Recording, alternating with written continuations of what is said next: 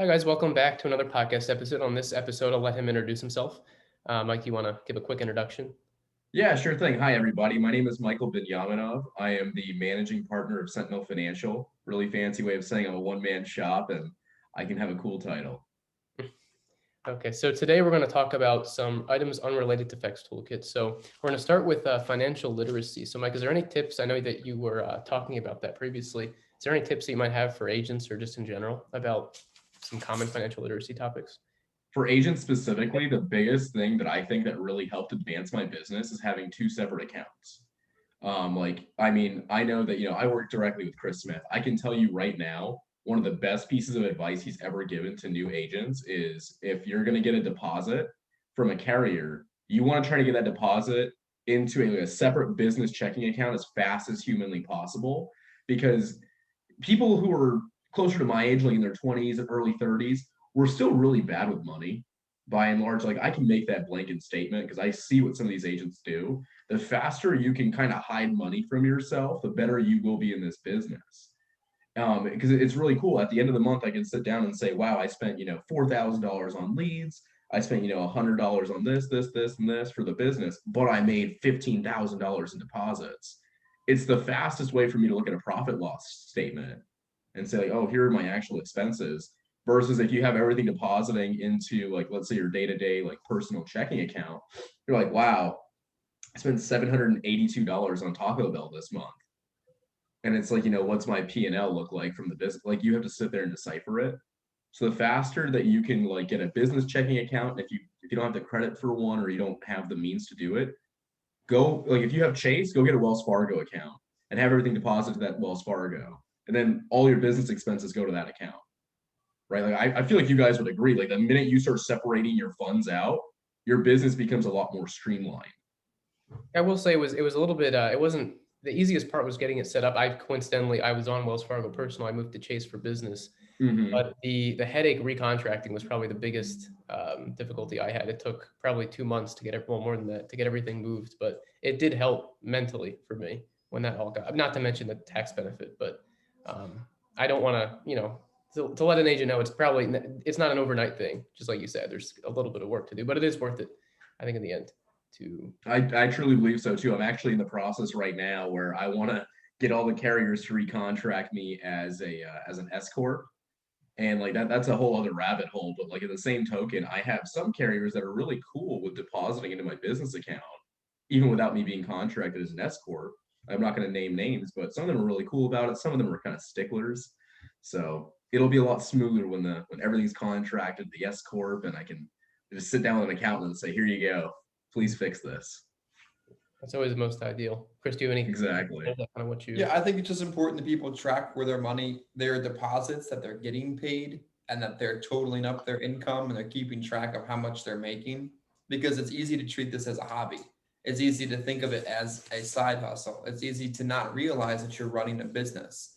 I think for the first 2 years, I just ran hard, made money, and didn't pay a lot of attention to it. And then I realized, well, wait a second, I'm actually building a business here, and took a different mental look at things. Also, I think it's important that people don't get wrapped too much up in the details. Building what you're building, you're doing on the side. Like, all right, let's get an S corp. All right, let's get a business account. But you're still out there making sales. I think Mm-hmm. some agents would hear this and they would think, I need to do all of these things and then I can write insurance. And by then they're bankrupt and they never made it. You can do Exactly. these little things along the way. You can make these little tweaks, these little course corrections. But if you never leave on your trip, you'll never get to your destination. Exactly it. Yeah, we definitely can agree with that. So the next thing we wanted to go over was kind of some retirement buzz terms like IULs, etc. So I know, Mike, you had some comments on those topics. Oh man. So the biggest thing I see pushed right now from certain organizations is people saying, oh, you can leverage insurance as a retirement account. While that's not all the way wrong, it's not all the way right. The big buzz term right now, I guess like the last decade, has been an IUL, an Index Universal Life. For all intents and purposes, I'll say this in public. I absolutely thought IULs were the devil up until about 6 weeks ago when I went and wrote one on myself. Because I was like, you know what? I'm going to get proof of concept. I'm going to see what this looks like. I'm going to, like, if I screw up an IUL, I screwed it up on me. I can't E&O claim against myself. That'd be kind of cool if you could, right? But you can't do that. So I decided to learn it that way. And so I see it almost daily. Like I have probably like 1,500 connections on LinkedIn that are insurance folks, probably another 1,000 on Facebook that are. And all of them are like, oh, we have a death benefit and a cash value, and you can do policy loans. You can do all those things. The problem is, and I will verify this, 9 out of 10 agents screw up making an IUL the way that they're advertising.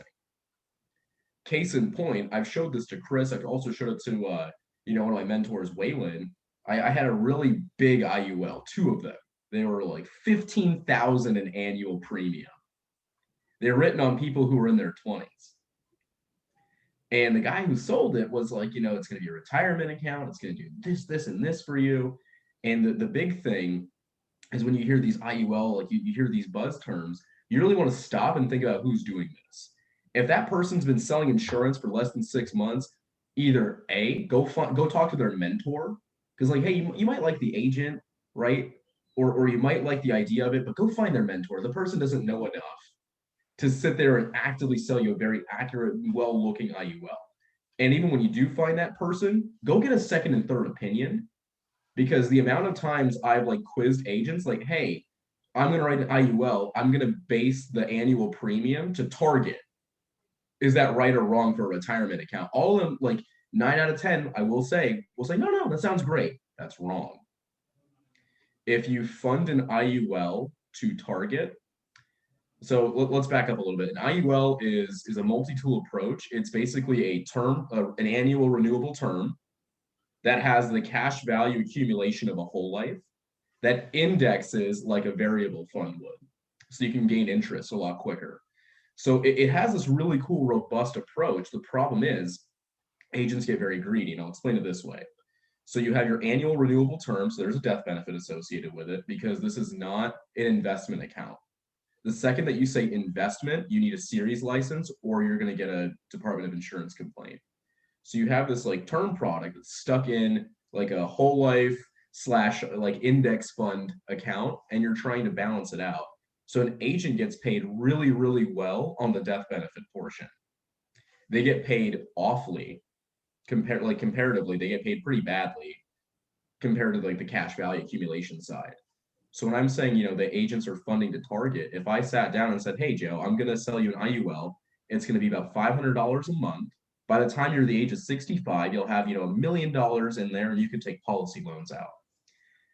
I would have to set your death benefit to like $200,000 or $300,000 to start, because out of that 500 a month, 250 of it will go to pay for your death benefit initially. The other 250 will go into the separate bucket, and that bucket's what accrues cash value. Now, the average agent will get paid 80 to 110% on the death benefit proceed, and between 3 to 5% for the overfund. So I know like certain people who are going to listen to this are like, oh my God, like that makes a lot of sense. So a lot of agents will say, all right, if it's $500 a month, I'm going to put as much of that towards the death benefit as I can get away with, and I'll get paid my 80 to 110% commission. And then the rest of it will go into the other miscellaneous bucket. The problem is it's an annual renewable term. As you get older, that term's going to cost more. So instead of it being like $250 for $300,000 in death benefit, it'll be like $280 for $300,000 in death benefit. And if you do an IUL correctly, you want the death benefit to increase over time, so you don't violate like tax law. That's like a really simple way of putting it. And so when I got this like big, it was a $15,000 IUL, like 90% of it was going towards the death benefit. So you have these 23-year-olds who got 2.5 million and 2.8 million in death benefit. And like you're looking at their cash value, they've been paying for this for 4 years. They've put $120,000 into these IULs in 4 years, and they have like 60, 70,000 in cash value. If this IUL was built correctly, where it's like 15% goes towards the death benefit because they're really young, the other 85% goes to cash value, I would have almost caught them up. Like they would have put 120,000 in, they'd be at like 114,000 in cash value, going only off the guarantee rate. And that's another issue agents have too. you're legally not allowed to illustrate past a certain percentage of annual gains at this point. Right now, the carrier that I use is primarily North American, just because they have a button that literally says like "Do not mech," like do not screw up the tax thing. It has a button that you click. I love them, but their max is like 5.91% in that you can show. If the market appreciates over that, that's great, but like you can't show over that. And a lot of these agents will go, "Oh my God, look at this like 5.9%." If the market does really crappy, and you get a 0% gain, which isn't bad. Like you can't lose with an IUL really, except for the fact you're still paying for your term coverage. So as you get older, if the market does badly, you might have not lost any money in the cash value, but your cost of insurance went up. So you're losing how much money you're putting towards your cash value bucket. Does that kind of make sense? Like this is a very like, if you're new to the business, don't touch IULs. That's the basis of what I'm trying to say. Well, I'd be curious if you could touch on some of the living benefit aspects of it, because I think once an agent is successful in the business, this is a great tool for them to invest in, just because we don't have employee benefits. And if you get cancer, you're gonna get in financial trouble. So besides the fact that an IUL, like National Life would say, is pay you if you die young, give you money to retire if you live long, but also take care of you if you get sick. Talk about some of the living benefits that come with IUL. Yeah, definitely. So certain IUL carriers like National Life Group, North American, Emeritus, Anico, those are four just to name a few. They have a living benefits rider attached to it, just like you would get from like a solid term policy. And so the living benefits you'll see is terminal illness, chronic illness, and critical illness, usually. Some of them have a few extra ones like critical injury. Some of them have like a short-term disability one that's too into the weeds. But basically, if you have a qualifying event like a critical illness, heart attack, stroke, diagnosed with cancer, you're going to get a certain portion of the death benefit released to you, usually within 72 hours or less of getting the doctor's note saying that this happened. And you can use that money however you want to, right? The most common thing is when you're like middle age and this happens to you, you have a family to take care of, you have a mortgage, you have business expenses. If you have this IUL, that has like $1 million face value and you have the critical illness happen and the carrier gives you up to 33% of the death benefit, you're gonna get $333,000 deposited to you. Use it how you need to stay alive. Because at the end of the day, the carrier is way happier to give you like a little bit of that critical illness coverage up front and you live and keep paying them than them having to pay you the full death benefit. And realistically, one of these carriers is going to give you a stroke at some point. So having these kind of benefits is important. Exactly. I mean, I think one of the best things you can do as an agent is write an IUL on yourself. Absolutely. Like obviously sit down with somebody who knows what they're doing and, go over your goals. Like, hey, like I want to use this like as the equivalent of like a retirement account.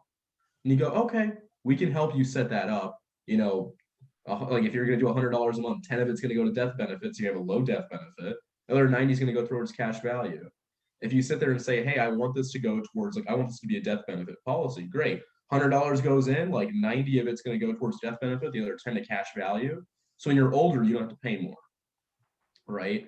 And if you're sitting here watching, like, why would I only want a low death benefit? Buy a really cheap term. It's going to accomplish the exact same thing, right? Like, it's another vehicle to use for an agent, and I think we can talk about for some of the more basic instruments too. So I think the main one that we all maybe have used is the IRA approach. So now that can become a problem when your income becomes higher. Now I, for a number of years, just contributed to a traditional, because in my mind, I know a lot of people like Roth, but I'd rather have the deduction. Now I'm 22, who knows if I'll even be around in 40 something years. So I'd rather do the deduction now, but the problem is you can't contribute to a Roth beyond a certain income, and then traditional, the deduction goes away. So it no longer makes sense for me to do either, and I can't even do one of them. So what I did, I know that a lot of us have corporations set up. We touched on that at the beginning. I have mine set up through Gusto, which is my payroll provider, and I set up a 401k. So that's how I have, and it's tax advantage as well with the employer contribution. So that's how I've set up mine now. Mike, is that kind of what you just do the IUL, or do you have another route set up? For right now, since I'm basically just like, I have an agency, I have some agents that are starting to really take off. For right now, since I'm a one-man shop, I'm just doing the IUL on myself. One of the bigger things that I look at in this business is you're going to be able to leverage a lot. And the biggest thing about leveraging is eventually I'll be able to make such an income that I can just pay somebody to figure out my problems. And if I go to them and I say, hey, like I have an IUL, it's a great vehicle, I need more, I can probably find somebody and say, hey, like I want to set up, a 401k for myself, an IRA for myself. How do I do that? And I'll find somebody way smarter than me who does this for a living, and I'll say, here's my money, like do this for me. That's one of those easier ways of doing these things, in my personal opinion. What you're doing though is actually really smart, because you're taking the time to like read and go, oh my God, like if I set up a corporation and I do like a corporate 401k and I'm the only employee, I stand the most to benefit from it. It was somewhat That's ironic. really I actually, my accountant told me to set it up so I wasn't avoiding payroll tax. It was, and then There we go. I looked through the portal. Hey, I can set up a 401k. So it was, I don't act like I'm smarter than I am. It was more to make sure I don't get in trouble. For a minute there, you had me going. I was like, damn, this guy's way smarter than I am. I didn't even think of that.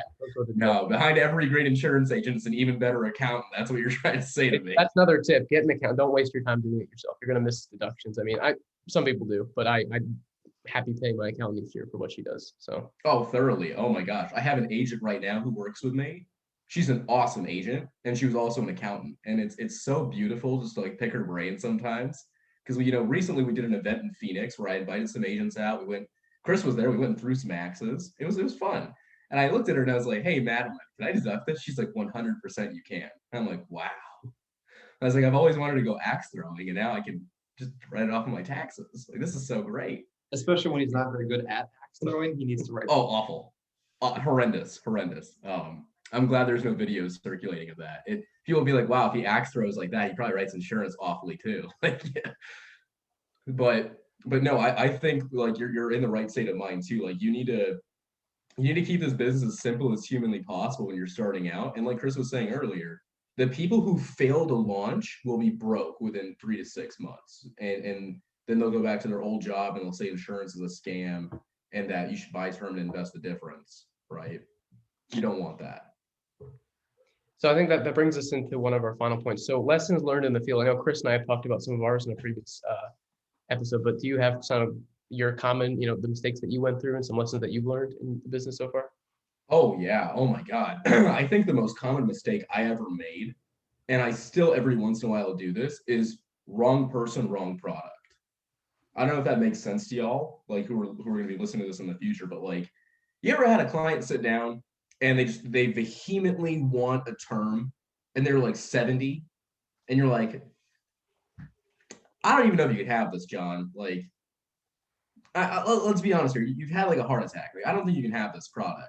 And they're just up and down. I want a term and this. I'm like, So I've made that mistake a few times in my career, and it's definitely bit me in the ass. I think it also bit one of my agents in the ass. Like she wrote a previous company. She went and wrote a 15-year term policy on a 73-year-old.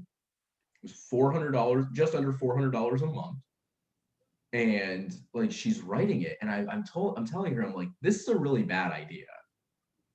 Like, you don't sell term to people who are that age for that cost when they're only getting Social Security and a small pension. They will cancel this. You will get burnt. No, it'll be okay. Like clockwork, 2 months later, the policy cancels, she gets a full charge back. Right?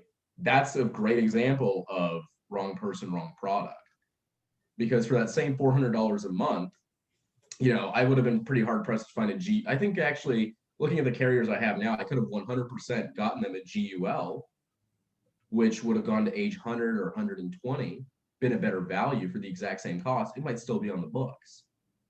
But at the same token, like Chris said at one time really well on a training phone call, he's like, the system's really straightforward. You sell old people burial insurance.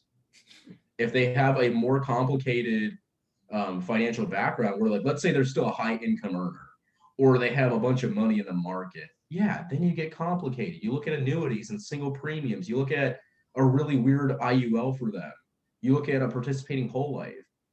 But the bread and butter of what you're going to see on it, like the people who fill out these cards, right, for state regulated life insurance programs, they usually don't have they're not making $5,000 a month anymore. They're making like Social Security, maybe a small pension, maybe they're on disability. They want you to walk in there and say, hey, Mary, I'll get you $8,000 in coverage. It's going to be $72 a month. You die tomorrow, it's going to pay out your beneficiary. You die next year, it's going to pay your beneficiary. You die in 20 years, it's going to pay your beneficiary. It's only $72 a month. That's what the majority of people want in the final expense world. Mortgage protection gets slightly more complicated. And one of the biggest issues I've made there is trying to, and this comes from when I used to be captive at another 3-letter agency. We would try to push whole life on young people. Not saying that's bad, but most times you don't need it. If you have a great participating whole life carrier like Foresters, Mutual Trust, Lafayette, any of the other big mutual companies, awesome. If you have a company that you're going to sell them like a $20,000 or $30,000 whole life to, and it's going to make almost no cash value, it's not participating, that's probably a bad idea. Probably. You want to give them a term product. That's what the people you look at IULs for. That's the people that you sit there and you say, hey, I have a term with cash back if you want to qualify for that. But some of the biggest mistake I've ever made is wrong people, wrong product. Oh my God. Or my other biggest mistake I've ever made is this actually comes from the dating world. You don't chase, you replace. Right? You never chase somebody too hard. You just go find somebody else instead. Same thing with your clients. If they no-show you 3 times, why are you going back the 4th time? I don't go back the 2nd time. Well, Chris, you have a lot more years in this, Chris. I imagine you'll go back to anybody more than once. I have this theory that like if we could do a study like they do in the medical world and see what the rebook rate is on first no-shows, I bet you it's not even worth the time. Like you should replace them with somebody different to see. Go door and get an answer the phone. Go visit an existing client. Or just to double down on that point, people will consistently chase lapsed business or those people that were no's in disguise. Like sometimes you make one effort to go talk to them. If they're not there, you made your effort. Go on to somebody else. Remember that you got to be a moving train. You can't just keep running backwards after those type of situations. Exactly. Like how much time do you think the average new agent spends chasing the same 25 leads instead of just buying 25 more? I actually, the first couple of months in the business, I literally had a list, like a be-back list, because they thought they really wanted me to come back a second time, or they needed to, I believe they needed to think about it. And I learned they were full of poop and they didn't think about it. They just didn't buy from me. Or that's why I say final expense, mortgage protection agents, telesales agents, anyone working full-time needs to be getting reoccurring leads without thinking about it. If you don't have to think about it and that just shows up every week and you're charged every week, you'll go keep working fresh leads. If you have to think about where to order them from or what area or what vendor or how much, your discourse is just to not do it. It's resistance. But if it just happens, it happens. So you can't chase leads if you're getting leads every week. We tell you right now, don't go back after people more than once, you won't go back more than once. And you'll find people that really want what you have. And I've learned that lesson too. Yeah. I mean, shoot, if I sat down and did the math on how many times I've gone back a second or third time, I mean, the only one, in the last 2 months, I've only had one that was really worth my time. I went back there 3 times. And it was a $2,000 Oxford policy. That was the only time it's ever actually been fruitful, because every other time I've just been spinning my wheels, right? And I sat there and I did the math and I was like, you know what? The amount of time I spent going back and forth for that 2,000 AP, I was like, even with a high commission rate on it, I could have sat 4 or 5 other appointments. I mean, I think I probably could have made more than 2,000 AP. It's like a sunk cost for an agent. Like they paid for the lead, they want to get the value out of the lead without realizing that the cost benefit of chasing that lead is probably it's not in your best interest. You might as well buy a new lead, but it can be tough to get past that sometimes mentally. But once you do, it'll obviously, like Chris said, be a lot more beneficial for you. I gotta say this. I got too much coffee today. I saw a YouTube video and they were preaching the value of $11 leads. We won't mention what kind of leads they are. They're just $11 leads. And the gentleman said, if I spend $1,000 on these leads and I sell 2 of them, it'll be okay. I'm paraphrasing, but that's basically what they said. What they're abandoning is the idea of cost per acquisition. Like how much did it cost you to acquire that client? How much time did you invest to get that business versus what you would have had with a different approach? So it isn't always the cost per lead because we get wrapped up so much. Man, I paid $11, $28, $1. Like, what else went into that picture as well? One of the biggest lessons learned that we're talking about is, what am I doing with my time? Because your time is the most precious thing that you have. And I've decided with my time that if you're not there once, I'm not coming back until you fill out the lead again 90 days later. Yeah. That was supposed to be fun. And the point that I'll actually make to you, Chris, because you had, I think, what, 7 years in the business. So I truly think an agent starts to appreciate their time, and they take kind of like a sigh of relief at month 9. Mm-hmm. That's when you start getting that, like, the money you didn't expect, right? Like you get your 9-month advance usually. Some carriers are weird, some IMOs are weird, but you get like your 9-month advance month 10. Like it's starting to happen now. I wake up like $38 from Am. Like, what the hell is this? Right? Like that's that's how you start to kind of like almost build yourself a salary, because you've completely forgotten about this money. And you sit there and you think, wow, do I really need to go chase down this client that's like no-showed me 7 times? Like, I'll go find the ones who really want it, and I'll start getting this 10, 11, 12 money, and I'll feel better. Right? Like, I think, like, you and me, I think, differ on this. You think belief starts at the first deposit. I think real belief starts at like 9, 10. That's when I think it really starts hitting differently. Especially if you're full-time and you're issue paying, 15, 20,000 a month, 20% falls off.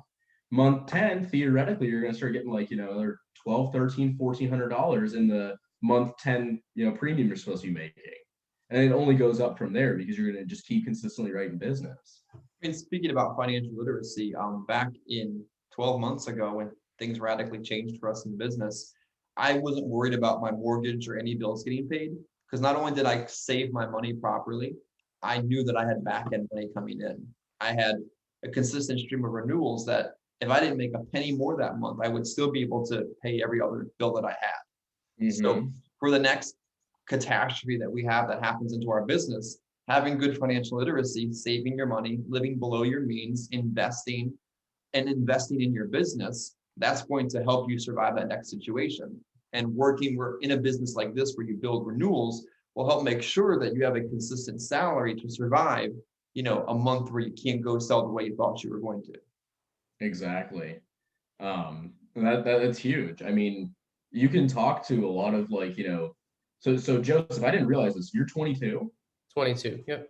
Okay, so I'm 24. So we're in like roughly the same age bracket. If you ask guys like you and me, why would you ever consider financial services? You know what the number one answer is? Residual income. Like, that's I don't know what's happened in the last decade, but it's been like rammed down everyone's throats. Like, you want a residual income job, and like Ed Milet and like all of them will start talking about like, you want residual. And so people in our age group, they go into financial services or they go into like real estate or something because they're like, I want to get the residual. I think this is the best business to do that in.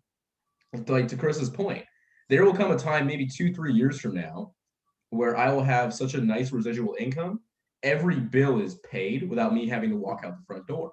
That's off my own pen, not my agency, not what, my other stuff, that like just me doing this.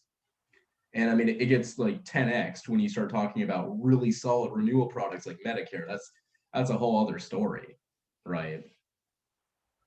Yeah, I think that's one of the main things that people complain about when they enter the business is, where's the stability, when in fact it's a lot more stable if you can surpass the month 9, 10, 11, 12. Exactly. I count on that a lot more than an employer where I have to actually go in and do a job. So yeah. Here's the best part with that. The clients that you're selling, that you're keeping, also build what's called downstream revenue. That's a term I think I created.